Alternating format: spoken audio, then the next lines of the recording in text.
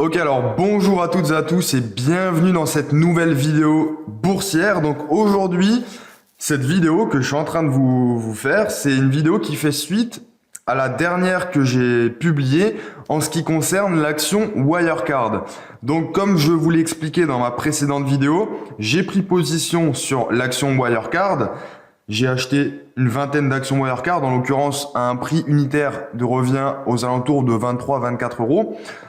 Et dans la précédente vidéo, je vous ai expliqué exactement pourquoi j'ai fait ça. Est-ce que c'était quelque chose de judicieux? Est-ce que c'était une décision d'investissement intelligente? Oui ou non?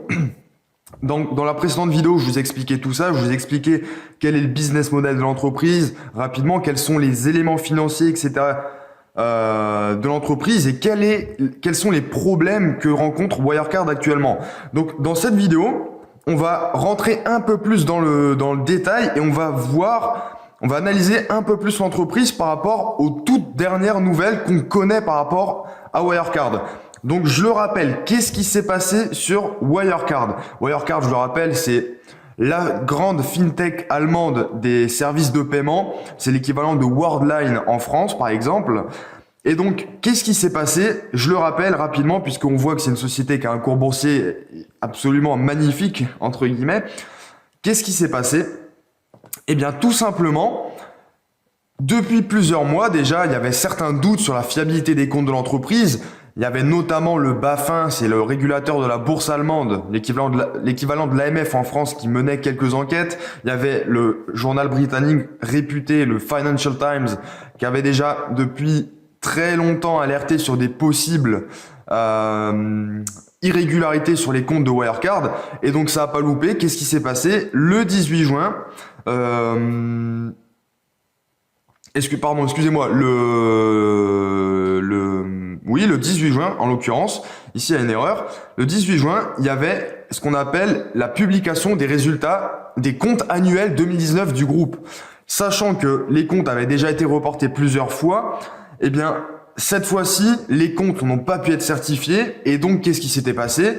Il y avait a priori un quart du bilan qui n'avait pas pu être certifié par le cabinet d'audit Ernst Young, qui est tout simplement le cabinet de commissaire aux comptes de l'entreprise Wirecard. Et donc, nécessairement, le cours boursier a volé en éclats concernant, sur fond de doutes très importants sur la fiabilité des comptes de l'entreprise. Et donc, suite à cet énième report, en l'occurrence, c'était le 4e report de la publication des résultats, le 18 juin, le cours boursier de Wirecard a littéralement chuté d'à peu près 65%. Et depuis cette date, on a une chute cumulée d'environ 85%, même un peu plus, puisqu'on voit que le cours était aux alentours de 100 euros. Il est à 14 euros maintenant. Donc, qu'est-ce qui s'est passé? Jeudi 18 juin, c'est la débandade, le cours boursier vole en éclats. 19 juin, qu'est-ce qu'on a? On a le départ du directeur général, donc avec effet immédiat. Donc le directeur général, c'était le président du directoire et fondateur de Wirecard, Markus Braun. Donc je précise une chose, en Allemagne, alors on parle souvent de directoire, donc je précise une chose, c'est une parenthèse. En France, on a ce qu'on appelle les sociétés anonymes. En Allemagne, on a ce qu'on appelle les AG, les Aktiengesellschaft. C'est l'équivalent des sociétés anonymes françaises. Ce sont des sociétés par action. La seule différence au niveau des grandes sociétés de capitaux cotées en bourse, en Allemagne, on n'a pas forcément un modèle de société anonyme, enfin société par action avec un conseil d'administration comme c'est très souvent le cas en France. En Allemagne, on a plus généralement ce qu'on appelle un modèle allemand justement, à savoir un conseil de surveillance et un directoire. Sachant que le conseil de surveillance, c'est l'organe qui surveille les activités du directoire, des dirigeants de l'entreprise. Peu importe, fermons la parenthèse, Markus Braun, qui était donc le président et fondateur de l'entreprise, président du directoire en l'occurrence, avait démissionné le vendredi 19 juin. Et donc, qu'est-ce qui s'est passé depuis? Il y a un mandat d'arrêt qui a été émis par le parquet de Munich à son encontre. Et mardi 23 juin, donc c'était hier en l'occurrence, Markus Braun s'est rendu à la justice et a priori sera ou a été très récemment dans les précédentes heures libéré sous caution, caution de 5 millions d'euros. Et donc, qu'est-ce qui s'est passé entre-temps? Donc, la fraude, la fameuse fraude, elle est a priori confirmée. Elle se confirme très fortement en tout cas. Donc, évidemment, ça salit la réputation des autorités de régulation financière allemandes. Parce que je rappelle, il y avait déjà, il y a 5 ans, eu une grosse affaire sur Volkswagen. Et donc, qu'est-ce qui s'est passé? Je rappelle que le gros problème de ce scandale, et ça c'est important de le souligner, le problème c'est que si les comptes ne sont pas certifiés, et en l'occurrence ils n'ont pas pu être certifiés, l'entreprise, et c'est ce que j'explique dans ma précédente vidéo, l'entreprise elle a une ligne de financement qui s'élève à 2 milliards d'euros. C'est-à-dire que l'entreprise, elle a 2 milliards d'euros de dettes. Je vous explique le problème, enfin en tout cas je le rappelle, l'entreprise a 2 milliards d'euros de lignes de crédit, de financement, de dette. Or, il y a 1,9 milliard d'euros de trésorerie qui n'ont pas pu être certifiés par les commissaires aux comptes et les auditeurs de Wirecard. Et donc, qu'est-ce que ça implique comme problème? Eh bien, en raison de clauses contractuelles, si les comptes ne sont pas certifiés, la dette peut devenir exigible immédiatement. Or, l'entreprise, je recontextualise, elle n'a pas 2 milliards d'euros en réserve. Et donc, si la dette devient exigible immédiatement, elle n'est pas en mesure de pouvoir la payer. Et on va voir dans la fin de cette vidéo d'aujourd'hui quelles sont les issues possibles et est-ce qu'il faut se positionner sur Wirecard? Si oui, quand, comment et pourquoi? Mais je le rappelle rapidement, il faut être très précautionneux lorsqu'on analyse la trésorerie 2019 de Wirecard parce que potentiellement 1,9 milliard d'euros viennent à manquer et en réalité, on n'a pas une trésorerie nette, on a ce qu'on appelle un endettement net. Et donc ça, c'est ce qui a fait voler en éclats littéralement le cours boursier de Wirecard qui a chuté de 83,5% depuis le 1er janvier et d'un peu plus de 80% depuis exactement une semaine, depuis vendredi dernier.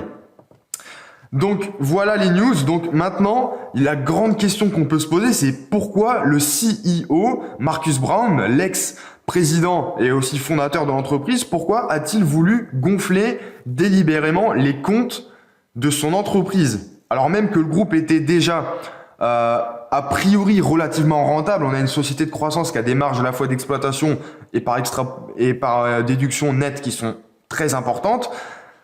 On a a priori de la trésorerie, même si on doit être très précautionneux vis-à-vis des comptes, vis-à-vis de la certification des comptes des précédentes années en raison du scandale actuel. Mais on a des éléments financiers globalement qui sont intéressants, etc. Pourquoi l'entreprise a-t-elle voulu gonfler ses comptes? Eh bien, a priori, et vous allez voir en quoi l'appât du gain ou je ne sais quel trop biais psychologique humain peut engendrer des problèmes énormes. A priori, Wirecard aurait tout simplement gonflé délibérément ses comptes, alors qu'ils étaient corrects en tout cas, simplement pour accroître encore davantage l'attrait des investisseurs pour cette entreprise. Donc je le rappelle, Wirecard, c'est une entreprise, comme vous pouvez le constater, qui a connu une croissance sans précédent. Voilà, au début 2017, c'était 43 € l'action. Un an et demi plus tard, c'était quasiment 200 €. Donc, pourquoi avoir voulu délibérément gonfler des comptes à un tel point? Bien, a priori, vous allez voir que la raison, c'est simplement pour accroître l'attrait des investisseurs, ce que je trouve absolument absurde. Et donc, qu'est-ce qui s'est passé récemment sur l'action Wirecard? Alors, elle a chuté énormément vendredi, bien évidemment, jeudi, suite au report, l'énième report de la publication des résultats. Le 19 juin également, elle a chuté davantage. Elle a repris un petit peu de vigueur hier, le mardi 23 juin. Elle a repris 17%. Mais aujourd'hui, a priori, elle a encore perdu 15-16%, ce qui efface largement les 17% de hausse de hier, c'est 17% de hausse sur un chiffre plus faible que les 16% de baisse sur le chiffre d'aujourd'hui, la cotation aujourd'hui. Et donc, la chute cumulée de tout ça, eh bien ça c'est quoi? C'est que durant les derniers jours, là sur les 5 derniers jours au total, les 5 jours civils, il y a 80% de la capitalisation boursière de Wirecard qui s'est volatilisée. Wirecard, c'était une action cotée à 100 € encore mercredi dernier. Aujourd'hui, elle est à 15 €. Et la capitalisation boursière, elle est passée de 15 milliards d'euros à 2 milliards d'euros en une semaine.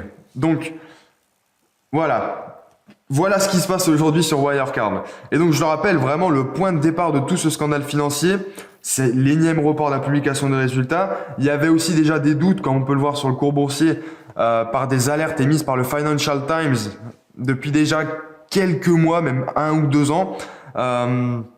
Et donc, le fait que les comptes n'ont pas pu être certifiés, tout simplement, ça peut rendre exigibles les lignes de financement de 2 milliards d'euros. Et je rappelle que les comptes n'ont pas pu être certifiés en raison de solde de trésorerie qui s'élève à 1,9 milliard d'euros, qui représente d'ailleurs un quart du bilan, qui n'ont pas pu être, dont l'existence n'a pas pu être validée. Et donc, maintenant, le problème, c'est que les doutes, ils planent aussi sur la fiabilité des publications de résultats des exercices précédents. Donc, est-ce qu'on peut avoir confiance aux résultats précédents, sachant que le cabinet d'audit, les commissaires aux comptes de Wirecard, c'est le cabinet Ernst & Young, EY, depuis 2011. Et c'est a priori, d'après les rumeurs, moi je connais pas très bien ce cabinet d'audit, mais c'est pas le cabinet d'audit le plus fiable au monde en tout cas. Et donc actuellement, et c'est là qu'on va rentrer dans le vif du sujet, vraiment dans ce qui est très important, je vous l'ai dit dans la précédente vidéo, dont je vous mettrai le lien dans la description, où je vais vous mettre une fiche aussi autour de cette vidéo. Dans la précédente vidéo, je vous ai expliqué quelque chose d'extrêmement important. Je vous ai dit que l'avenir de l'entreprise allait dépendre de la publication de ses résultats annuels, en tout cas la validation de ses comptes. Si ces comptes sont certifiés, je vous ai dit que l'action allait repartir fortement à la hausse, puisque dans ce cas, il n'y aurait aucun problème sur la solvabilité de l'entreprise. Tout ça, c'est ce que j'explique dans la précédente vidéo. Mais en revanche, je vous ai dit que si les comptes n'allaient pas être certifiés, la chute serait encore un peu supplémentaire et il y aurait des gros problèmes sur la solvabilité de l'entreprise. Pourquoi ? Parce que la dette de 2 milliards d'euros deviendrait exigible et l'entreprise n'a pas ce montant en réserve. Et donc, moi, ce que je vous ai dit, c'est que il y a plusieurs issues possibles. Il y a à la fois tout simplement une cessation de paiement, c'est le pire scénario. Il y a une restructuration de la dette qui est possible. Il y a une cession d'actifs, il y a des rachats par des concurrents. Tout ça, je vais vous en parler dans quelques minutes pour voir quelle est l'hypothèse la plus probable. En tout cas, la fraude, elle se confirme. Les comptes n'ont pas pu être certifiés et a priori, il y a quasiment plus aucun doute sur le fait que ces 1,9 milliard d'euros dans le bilan soient complètement faux, inexistants et que l'entreprise a délibérément, sous l'impulsion de son ex-président, directeur général, Marcus Brown, a délibérément dopé ses comptes. Et donc aujourd'hui, qu'est-ce qui se passe ? L'entreprise, elle se retrouve exactement dans la situation problématique que j'évoquais dans la précédente vidéo. L'entreprise, elle a 2 milliards d'euros de dettes exigibles contractuellement par des clauses contractuelles qui font que ces banques créancières peuvent exiger la dette immédiatement si les comptes ne sont pas certifiés. Donc, autrement dit, la trésorerie nette de l'entreprise. On parle de trésorerie nette et pas d'endettement net puisque le cash est supérieur à l'endettement. Mais globalement, la trésorerie nette de l'entreprise pour 2019, c'est puisqu'on parle des comptes 2019 qui doivent être certifiés, elle est de 1,135 milliards d'euros. Or, il y a 2 milliards d'euros, quasiment, à peu près 2 milliards d'euros de dettes qui pourraient être exigibles.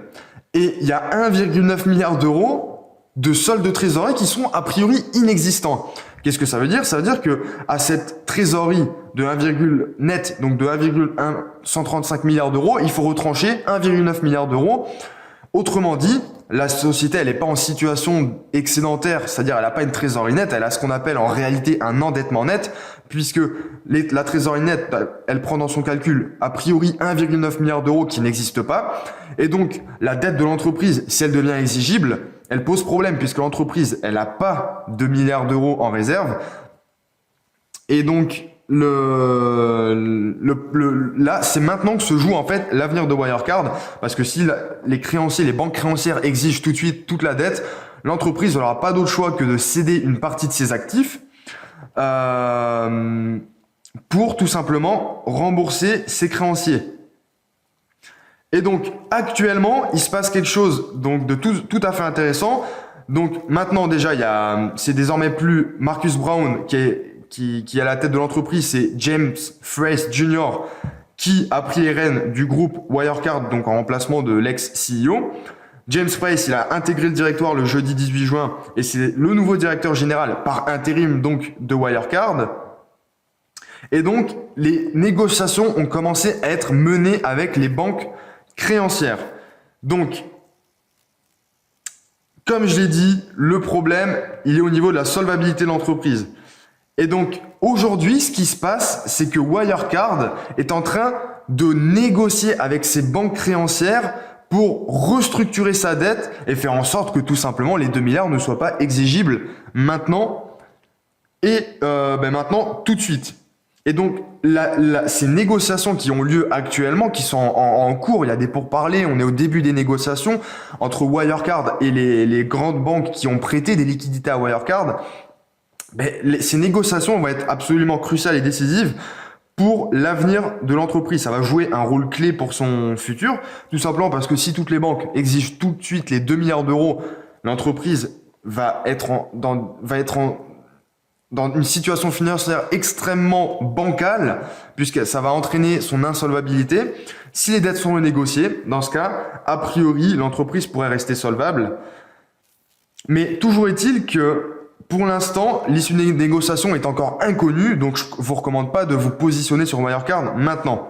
Donc maintenant, est-ce que, a priori, les créancières de Wirecard vont demander à l'entreprise, vont exiger à l'entreprise l'intégralité de la dette en remboursement tout de suite? Personnellement, je ne pense que non. Pourquoi?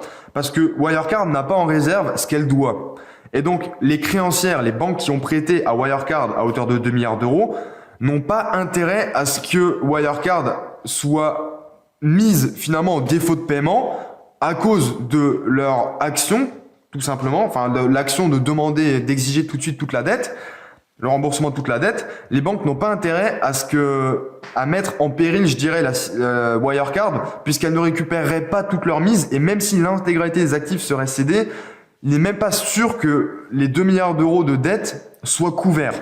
Donc pour moi, c'est pas une issue très probable.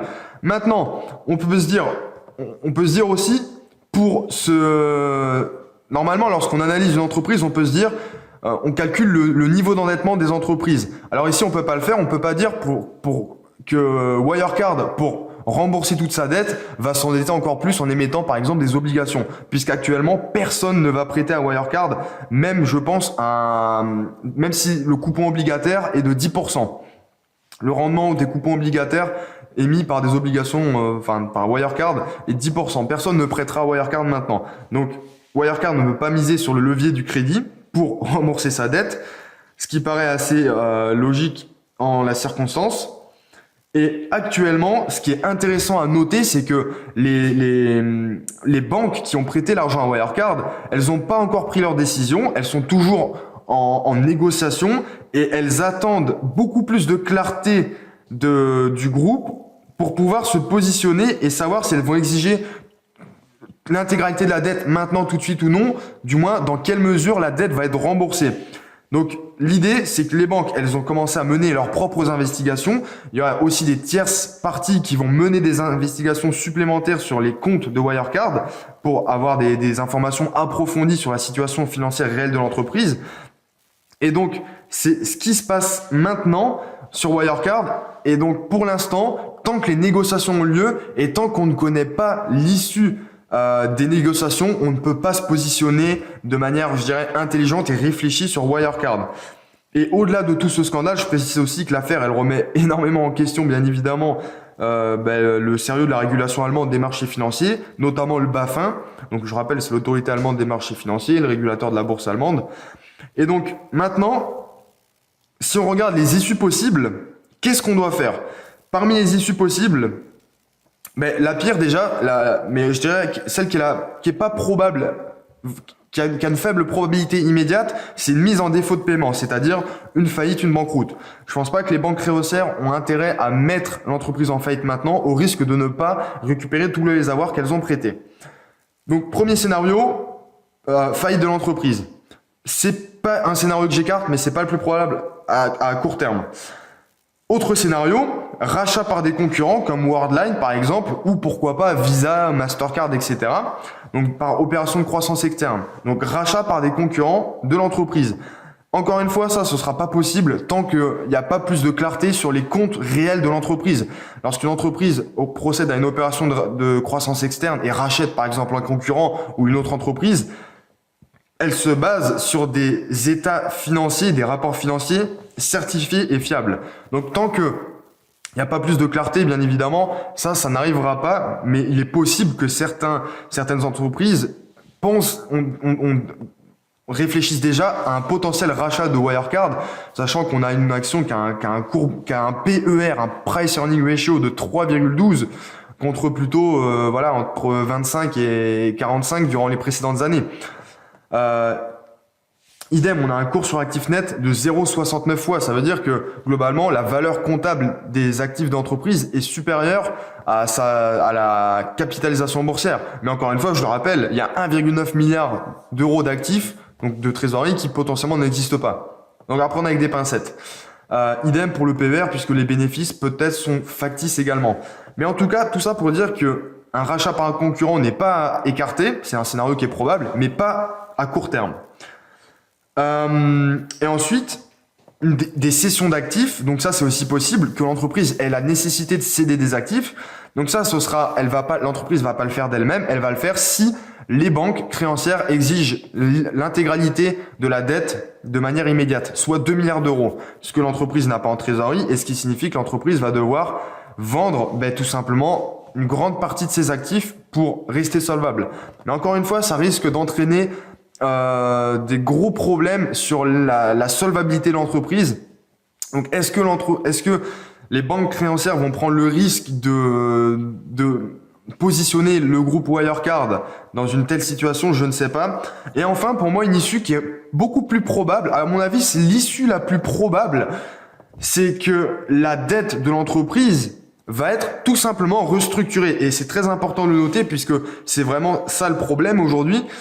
Et actuellement, comme je l'ai dit, les négociations ont commencé. Alors, je ne sais pas si elles vont durer 5 jours, 5 semaines ou 4 mois. Ça peut durer très longtemps, plusieurs mois. Mais les négociations ont commencé. Et donc, suite à ces négociations, on pourra se positionner. Donc, pour moi, il ne faut pas acheter d'actions Wirecard. Il ne faut pas se positionner tant qu'on ne connaît pas l'issue des négociations. Mais à mon avis, les banques créancières, elles vont faire en sorte que la dette soit restructurée, éventuellement ne pas exiger l'intégralité de la dette, le remboursement intégral de la dette de manière immédiate, comme pouvaient le prévoir les clauses contractuelles. Et donc, selon moi, on n'en saura pas beaucoup plus avant des semaines parce que les banques, elles ont affirmé dans des communiqués, les banques créancières de l'entreprise en l'occurrence, elles ont affirmé dans des communiqués avoir besoin de beaucoup plus d'informations et elles vont mener des enquêtes avant de déterminer exactement déterminer les modalités de remboursement de la dette. Parce qu'évidemment, il faut connaître la situation réelle, la vraie situation de l'entreprise pour savoir dans quelle mesure l'entreprise est capable de rembourser sa dette. Et donc, pour moi, la dette de 2 milliards d'euros qui peut, théoriquement, contractuellement être exigible maintenant, immédiatement, elle ne sera pas exigée, selon moi, immédiatement. Mais il est possible qu'une bonne partie de la dette, une fois que l'analyse déjà de la trésorerie, de la situation bilancielle nette de l'entreprise en termes de trésorerie, ce que je veux dire, une fois que la situation bilancielle en termes de trésorerie ou d'endettement de l'entreprise sera clarifiée, il est possible que les banques exigent tout ce qui est déjà possiblement exigible, à savoir toute la trésorerie s'il y en a une, et qu'ensuite le reste de la dette soit restructuré. En tout cas, moi, ce que je peux vous dire de ce que je pense, à mon humble avis, encore une fois, je suis pas expert financier et analyste financier, du moins pas encore, peut-être un jour. En tout cas, pour l'instant, ce que je peux vous dire, c'est que je me suis positionné sur Wirecard. J'ai peut-être commis une erreur. En tout cas, ce que je peux vous conseiller, c'est de suivre de près l'évolution de cette action, mais de ne pas vous positionner tant qu'on ne connaît pas l'issue des négociations au niveau des dettes de l'entreprise. Tant qu'on ne sait pas de quelle manière vont être restructurer les dettes, parce que selon moi c'est le scénario le plus probable, tant qu'on ne sait pas comment vont être restructurées les dettes de l'entreprise, je vous déconseille de prendre position sur Wirecard, puisqu'a priori tous les éléments financiers ici sont un petit peu factices. Et ce que je vous invite aussi à faire, c'est toujours utile, c'est d'utiliser le graphique actualité de l'onglet graphique sur Zone Bourse, et vous avez des bulles comme ça qui vous expliquent exactement qu'est-ce qui a impacté les cours boursiers, ce qui peut toujours être utile. Donc voilà, je vais pas m'éterniser davantage. Quoi qu'il en soit, si vous avez des questions, encore une fois, posez-les-moi dans les commentaires. Si vous voulez tout savoir, pour l'instant, je conserve mes positions sur Wirecard, mais je ne les renforce absolument pas malgré la baisse supplémentaire du cours boursier. Et écoutez, comme d'habitude, likez, commentez, partagez, abonnez-vous. Bref, Vous êtes libre de choisir ce que vous voulez faire. Et quant à moi, je vous dis à très vite pour une prochaine vidéo. Ciao, ciao.